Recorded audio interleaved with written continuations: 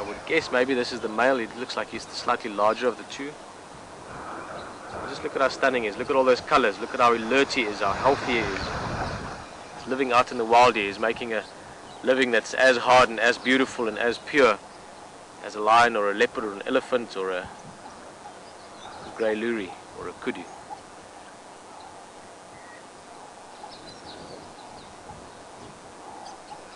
I think maybe that's one of the things that makes what Wild Earth does out here so special. The fact that this is live, the fact that you're sitting here with us now, that goose suddenly sees something that sparks interest or that makes him warn the others. We're going to be here at the same time trying to see what it is. More importantly, I think what it also does is wherever you might be right now, wherever you might be sitting, whichever country, whichever continent, whichever hemisphere, it's easier to really look at this animal for what it is that's happening right now.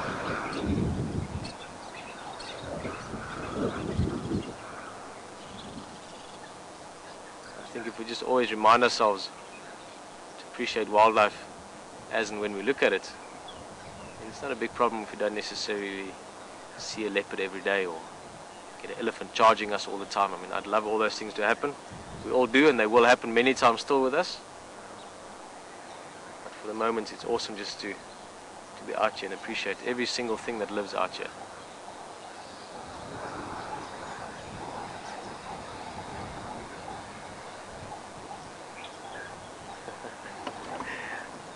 Alex has just disappeared.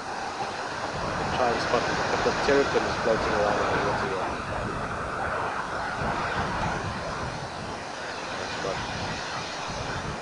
Now and again you see the heads bobbing up, disappear again.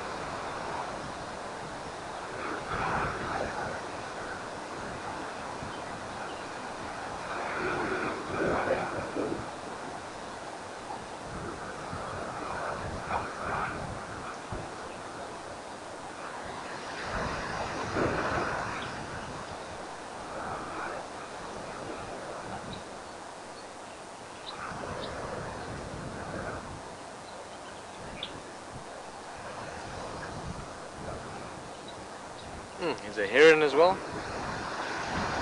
Just landed there. This might be old Gary from Gary Waterhole. Oh, it's a very light coloured one. Alex, you notice that, huh? It's very pale.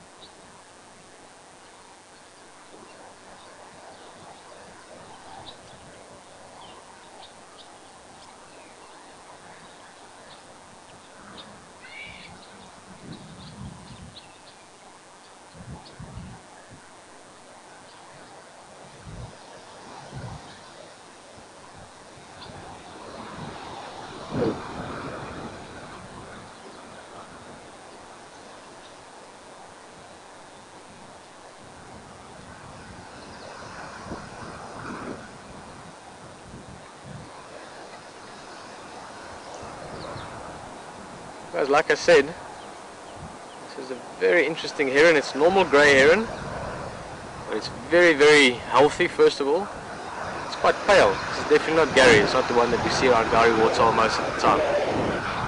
This one, almost unique, like they all are, I guess. If we can imagine that every human is unique, then every other animal must be unique as well. But very special coloration on this bird. Look at that, stunning bird, huh? Also look very carefully just behind the head. You'll see the little tuft of feathers there. Which is something you don't notice that often with herons, but during breeding time that sort of comes up as part of their display.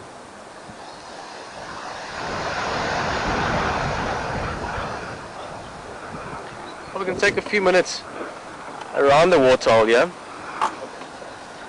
See, maybe something else comes by. Yesterday we were sitting here with Angie and we heard a bit of splashing, and before we knew it, there was some rhinos behind us. So you never know what's going to be coming past. Maybe while we sit here something comes past. Just a couple of questions. Jan is going to send us 3 questions through just now. One question that came through a little bit earlier, Joe, you were asking about elephant and culling and other options. In my opinion on it, it was quite a long question, and it's actually a question I'd love to get into another time again. Maybe in the next few days there's some rain predicted. Maybe we can use some questions from campsite when it's raining, because it's quite a long, comprehensive discussion, and I'm sure lots of people have got views on that. And I was thinking about it earlier in my guiding days. Me and some of my good friends that I guided with. This lourie wants to have something to say as well, calling away. We used to always have a rule of there's 3 things we never talked about around dinner table, and that was politics, religion, and hunting. And I think if you had to pick one thing above those, it would probably be elephant culling. It's a very controversial subject with a lot of heated opinions about it. I mean, there's a lot of different opinions on it, and like I said, I'd gladly talk about it more when there's a lot more time. But Joe, just one of the questions that came up is if there's an overpopulation problem with elephants in Sabi Sands, as there is in Kruger.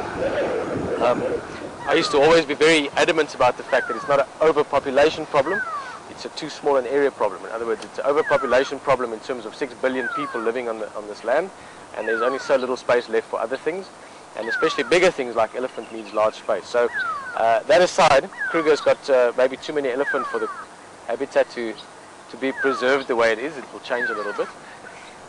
See, the lourie feels very strong about this. He wants to make sure people know what he's on about. Have a look at him quickly.